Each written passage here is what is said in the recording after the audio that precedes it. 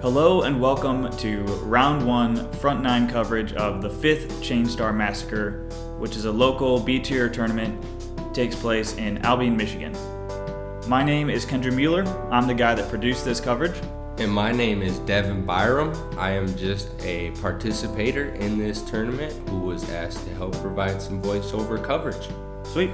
So this coverage is brought to you by Airbound Creative, myself. So if any of you are in the Southwest Michigan area, general area, and you need a video made, it doesn't have to be disc golf related, drone, interview, pretty much any type of video. Send me an email at airboundcreative@gmail.com and I'll help you out.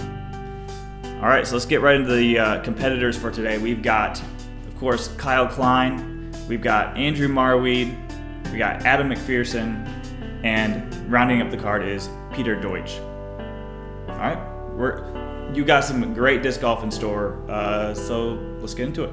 Okay, for the start, we have hole 1, which is a par 4 at 426 feet. It is a big hole, and it usually takes some big arms to get a prime position at a good bid for an eagle here. Yeah, it's definitely reachable with especially with the roller. It's tough to reach it with an air shot. It is dangerous because if you don't stand your roller up enough, it could roll all the way down the hill, and the road you see to the left is OB. So there's a definite chance that people can roll down there. Yeah, being a local to this park, playing regularly on the weekends, I actually didn't see many rollers on this hole until this tournament. Which is wild. And we see Kyle here not standing up as much as he wanted. Maybe not. I'm not sure if he hit his line or not, but we're about to see Andrew try to hit a slightly different line than Kyle did. But yeah, it's definitely not something that amateurs really attempt on this hole. We kind of just go for the air shot up the middle and try to just get a 3. We don't really play it for a 2 very much. And that is beautiful, folks. You don't see it get any better than that. That is an awesome spot for your eagle bid. He definitely wanted it to be a little bit further to the right, but it definitely stood up how Kyle wanted his to be. And Adam just squeezing right in between those trees. It's super common to hit those trees. It looks like it cut out fast and caught the hill, though, folks, and this may be gone. No, it hit a tree. He was calling for it to hit a squirrel, but okay. Yep, it checked up just before the road. And the sole air shot of the card hitting those trees, just like I said. And that's pretty standard. That's what you see on most starts for this hole. Yeah, here we just get a couple of routine up shots. Adam getting in good position for his easy 3. This is definitely not a true par 4. Like it really plays more like a par 3.5, which people were saying. It does have a fast green, though, so any mistakes can land you in a bad spot. And that's true for a lot of these early holes, especially hole 2 and hole 3. 3, yeah, 2 and 3. For sure. And Andrew, with an eagle putt. The sole eagle for the card. Fantastic showing from him. He's super happy with that start. I still think I like your eagle more. I played in the amateur divisions on Saturday. We recorded this on Sunday. And I was the sole amateur player to get the eagle out of MA3. Yeah, I was actually on his card about 80 feet away and got to watch that whole thing happen. That was pretty amazing. But Andrew made that look much easier than I did. But here we go. Hole 2, 234 feet. The gap that the drone's flying through is not the gap that most of these guys are going to go for. You're going to go to the right of this big tree and just have it, drift right to left. The really tricky part is this green, like we said, is super, super fast. Like it's right on the edge of a hill. And if you go long or left at all, it's going to roll down that hill and often go OB. Yeah, so like he said, you really just want to avoid this hill on the drive and pick your spot and get a good clean landing. If you get any type of really bad skip, you may go over the wall into OB. Yeah. But Andrew playing a little bit too conservatively and hitting that tree off to the right, which is also a common occurrence on this hole. See what Kyle has. He's got a good angle on it. Might be a little high, but nope, drops right below those branches and just absolutely perfect. And that's par. That was not in any danger of going too far left. No, Adam. Adam with just a little bit of an early release there. And he hit the early side of that hill, but that is what happens when you land on that hill. It just shoots you right OB.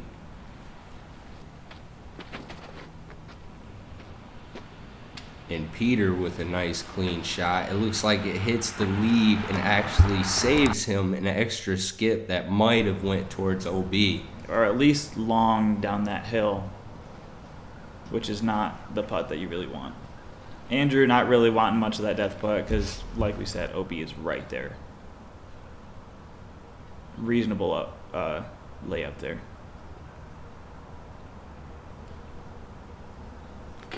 We have Adam who gave it a really good bid off the side of the basket, risking to roll OB, but it stays in bounds and he has a pretty relatively safe bid back for his par. Yep. Peter trying to secure the second birdie. Kyle easily tapping in his birdie. He's got a fantastic start. Andrew probably kind of bummed that he wasn't able to pick up the birdie start 3 under through 2.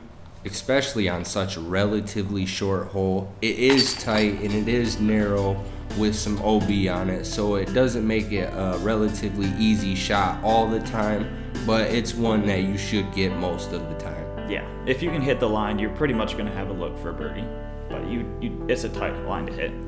All right, we have hole 3. It is a par 3 at 306 feet. Again, this is another one of those holes with a fast green, folks. If you do not hit your spot carefully, you will skip into this road quicker than anything. If you hit near the base of the basket, it's probably going to go OB. There's not really... Absolutely. What you've really got to do is land just a little bit short and then slide right up to the basket, which is exactly what Kyle does. And that's picture perfect, people. He ended up a little bit short than what he wanted, but still a fantastic result. Peter just turning it over a little bit. And this is a common miss on this hole when trying to avoid that hill. People will overturn the disc a lot.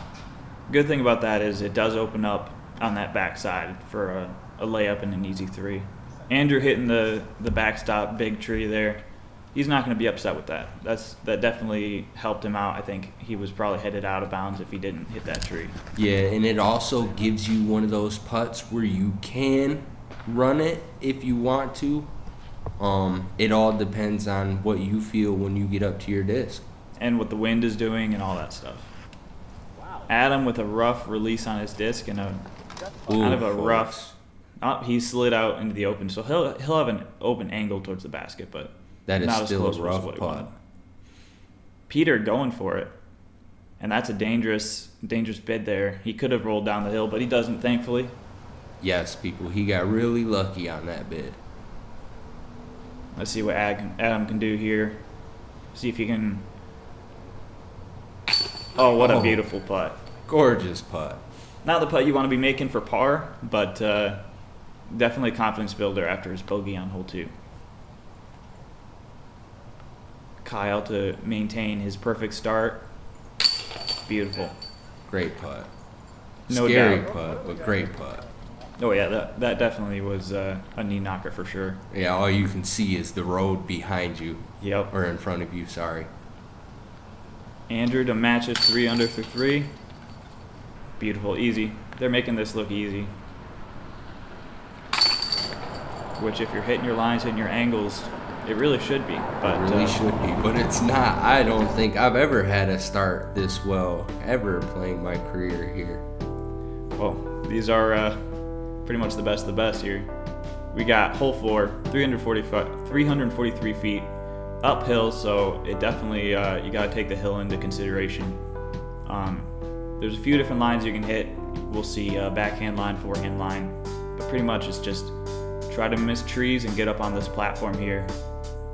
And a birdie on here is fantastic. Like, you're definitely proud of a birdie here. The last 3 holes, birdies have been, semi-gimmies, especially holes 1 and 2 were gimmies. Hole 3, definitely feels good to get, but this is not a gimme by any means. But don't tell that to Kyle. Nice little turnover backhand. Gets him a 80-foot putt. Nah, I wouldn't say 80. No? No. It was closer? Yeah, it was way closer than 80. Nice.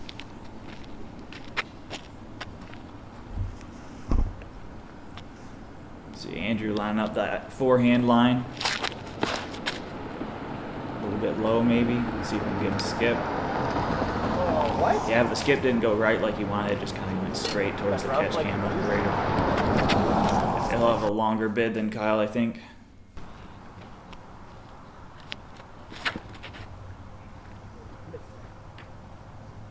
Peter not able to miss those trees. That's what happens. Like with a good drive, you can't hit a tree. It has to be absolutely perfect. Well, I mean, you miss the see trees. that right in front of you. There's just a wall of trees. So, like you said, you have to hit the perfect line. And that's what Adam McPherson does with this backhand. He rounds out the card with a beautiful backhand parked by the pin. That was fantastic. Let's see what Peter can do. Save his par. Swinging it in. Yeah, he shouldn't have any issues with that. Nope, and that's a relatively great play for this hole because there's a lot of wind that comes off the backside of this basket. So putting with the tailwind makes it easier to secure your par and walk away to the next hole. Let's see if Kyle can keep up his perfect round here.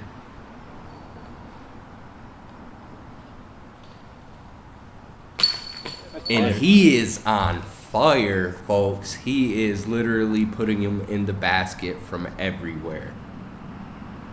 He's definitely feeling confident in his putting for sure. I mean, he hasn't been hit with any huge testers, but just some solid play from Kyle.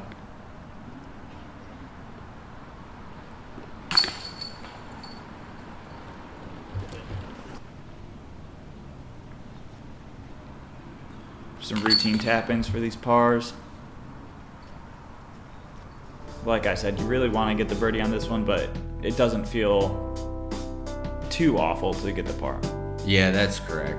Here we have hole 5. It is a par 4 at 552 feet. It has a lot of headwind that usually comes off the front right side of the basket. So any type of overstable backhand drive is usually what you're looking for. If you can get it down the middle, you'll be in a prime position for a good look at an eagle opportunity on this hole. Oh yeah. It's definitely reachable, but it takes a fantastic drive. A perfect drive, as Yeah. you would say. Yep. We got Klein starting off. He's a little high, but he does hit the pine trees. Yep. And that is a very common miss on this hole. Those pine trees serve as a sentinel for that basket. Adam with a beautiful line there. Oh, but he hit that tree down there. He would have definitely been headed towards the road. I don't think he would have skipped OB, but there is a backdoor angle that you can approach the basket from along the road. And Marwede hits the same tree as Klein, I believe. And it looks like Peter Deutsch will also hit those trees. They have it out for that tree. They're trying to take it down, so it's not in their way in round 2. I said no. All right, let's see Peter's approach here. This approach can get in your head because it is wide open, but it's super easy to go long on this approach because it is super flat and not a lot of grass.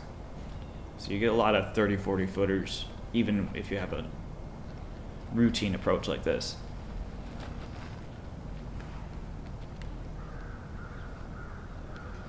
Oh! Andrew hitting a root and bouncing out. He's going to have an easy putt there, A though. lot scarier than that. He's going to be happy with that.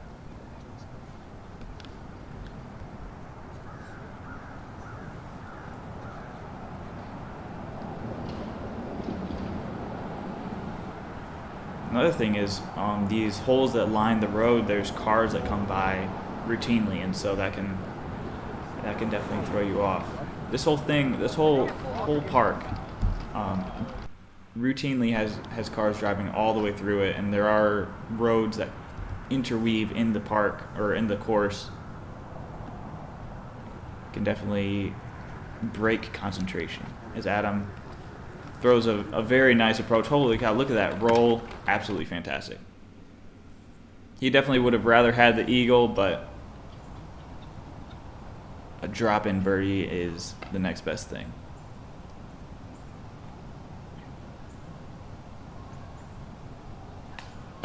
Peter airballing it off to the right for his birdie.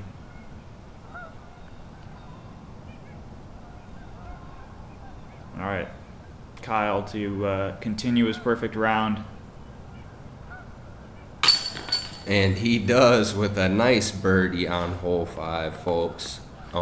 It's relatively easy for these guys, but for normal people like myself, a 3 is very hard to come by on this hole. So that is a good job by Kyle to keep his perfect round going.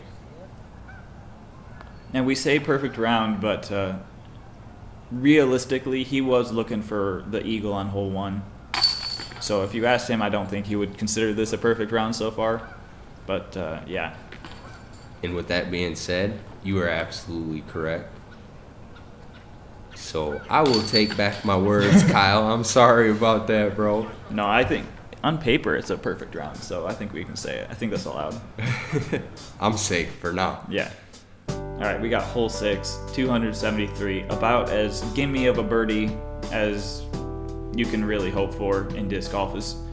It's a simple, super simple hyzer. There's this wide line that the drone is flying, and then there's also a forehand line to the left. There's a straight line. It's within reach of pretty much everybody. It's open. There's really, there's not much that can go wrong here, unless you somehow shank it and go long into that OB. He is correct, folks, but however, there are 2 trees on this hole that can interrupt what you are trying to achieve. There is one that is about 25 feet to the right front side of the tee pad. If you pull it too hard, you can actually hit it, which Kyle just goes right by with a nice, beautiful backhand hyzer. And the second tree is that one just outside of view to the right side of this basket. If you go directly at the basket with a backhand hyzer, you could take a chance at hitting this tree. Other than that, though, the hole is wide open. Long enough. And Adam just sawing it off a little bit, not getting the distance he was looking for. That is the one hard thing about this is there's a little bit of elevation. You can see that hill in the middle of the hole, in the middle of the fairway. If you throw it a little bit too low, you might either hit the hill or land early and be left with a long putt short. And Marwede going with the forehand, but it looks like it hit the bottom of that big tree on the left side, but he got a kick out, so he'll have a wide open putt. Yeah, I don't think he really got the height he was looking for. And Deutsch actually hit one of the misses that you said and pulled it long, so he'll have a longer bid for his birdie putt.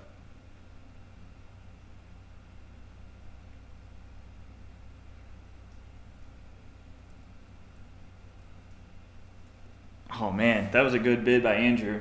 It was. For And then some reason, I nasty thought it was roll. going in. Man, that was a nasty roll he got though.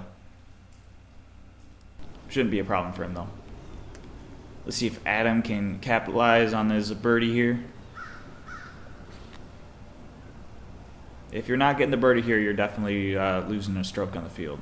Oh, absolutely. You are walking away upset with yourself if you do not get a birdie here. And we have Adam with an unfortunate chain out for his birdie bid. He'll be thinking about that one, folks, as he walks away.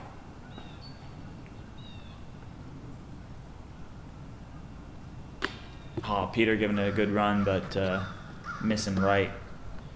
Definitely doesn't feel good. Let's see if Andrew can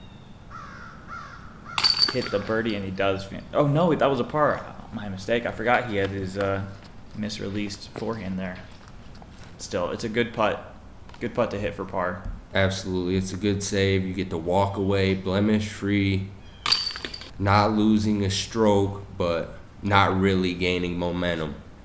Not really surprised to see Kyle there hitting his putt for birdie, maintaining his on paper perfect round, even though it's kicking himself for hole 1. Mhm. And Adam tapping in his par, rounding out the hole, moving on to hole 7.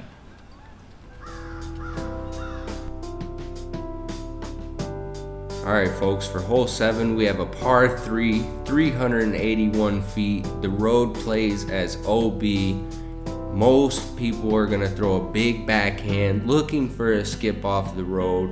That will get you in a prime position for a really good birdie putt. There's also an open forehand line if you can get it over the rocks, but you do have to be careful because there is a small wall in front of you.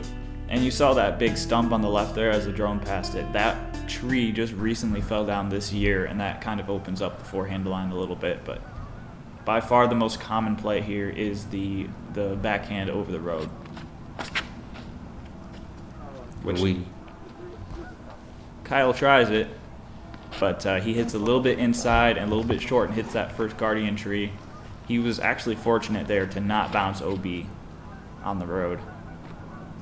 We got Adam, who came up and threw a much cleaner backhand throw. It looks like he got it out as far as he wanted, and it got a nice skip up to an open spot for a bit at birdie. Andrew hitting the line perfect. It might be, yeah, it might land. Oh, yes. Woohoo! Fantastic. A little bit shorter than he wanted, but of course.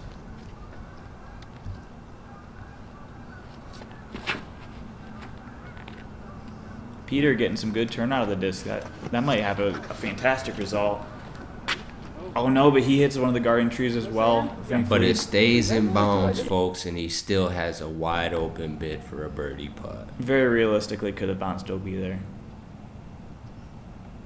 Yep, as you see this tree right here to the right in front of Kyle, that is the potential danger for any big drive on this hole. If you hit that tree, man, you have potential of going OB for sure. All right, we got Adam here trying to save the birdie from deep. And he does. Oh, man, that was a great putt. It had a little bit of action on the backside of the basket, but it stayed in, and he's walking away happy, folks. Good putt. That drive was just a little bit longer than he wanted, and he capitalized on being just close enough. Absolutely fantastic putt.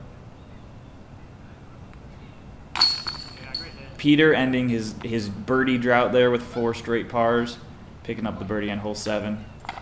This is another hole, as you can see, with a little bit of struggles on this hole. It's not a gimme.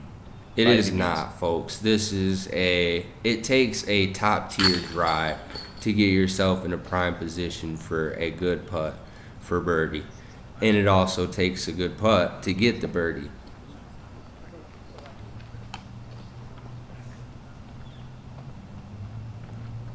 Thankfully, there was no car parked right in the middle of the fairway. There is a parking spot straight off the tee pad, and sometimes people don't realize that, or they just don't value their car all that much.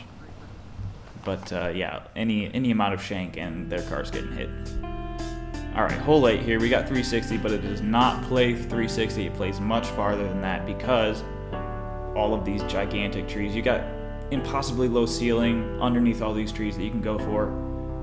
But the most popular play here is the wide hyzer around all these trees, landing somewhere in this open area right here. A fantastic drive. It lands right next to the basket, obviously, but that is definitely a rare occurrence.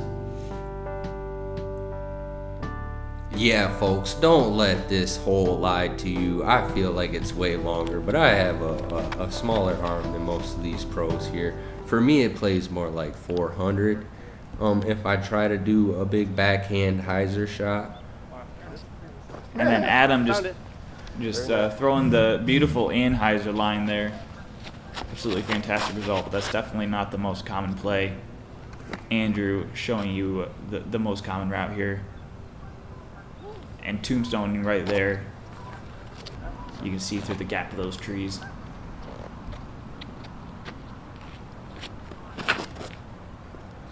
We got Peter also doing a backhand hyzer around the trees, getting a good push inside. He'll have a nice 60-foot look at a birdie. It was decently wet out there. It wasn't raining for round 1, but it was wet, and so the ground was pretty soft, and so plenty of tombstones on this hole. Kyle, line looks good. See if the distance is good. Oh yeah, that's just. Oh yeah, that's a fantastic. gorgeous throw. Usually don't see it get much closer than that. Unless So- it's some sort of a freak, fantastic drive. Andrew just skimming off the top. And that was a good bid, folks. He didn't leave anything on the bone, so he'll be happy with that. Walking away with his par, Yep. he can move on to the next hole. Andrew's been hitting his putts where they're, if they're close, and so. And Peter not even hitting the basket, just going right over for his birdie bid.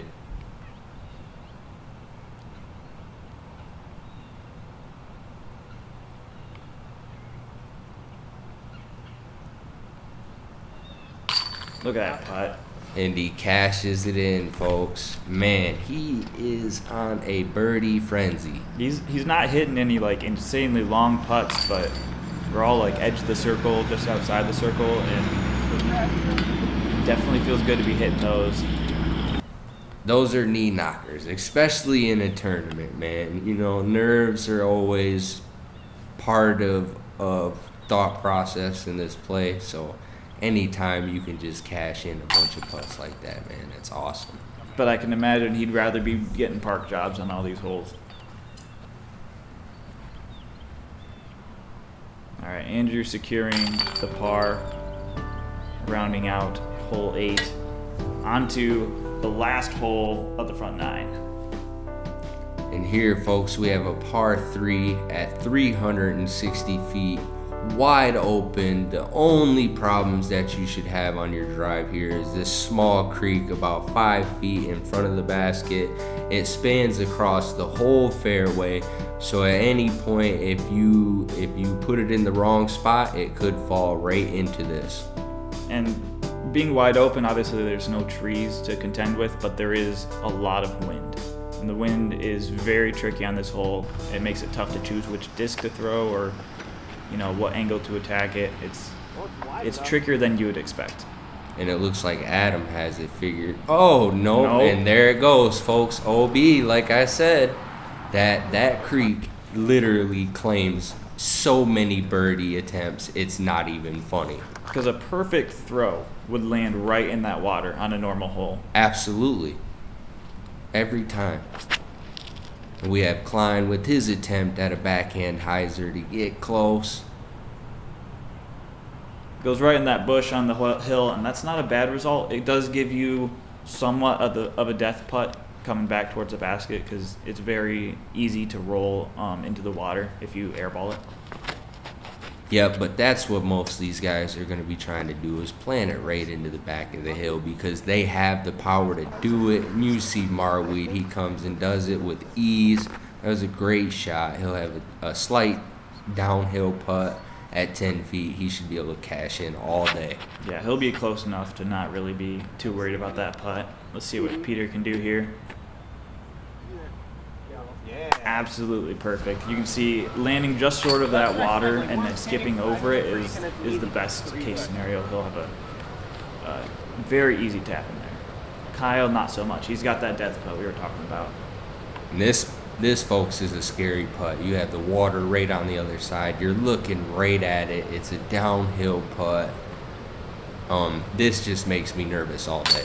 But Doesn't make Kyle nervous. it doesn't. He just cashes in another birdie, folks. Kyle is just destroying this course. And when I checked the score at the end of the round, when I was recording it, I didn't even realize that he was destroying the course so bad because he just made it look so easy. Marwede cashing in his birdie. So as you can see, there's a lot of green on these scorecards. This course is not really too insanely difficult for these guys. You know, they're tearing it up. But Kyle is definitely standing above the competition right now with a fantastic score. And Yeah. that concludes the front 9 of the 5th Chainstar Massacre. That is awesome. Thank you, folks, for listening. I hope you guys have a good day. We'll see you on the back 9. Yep. Peace out. Awesome. Bye.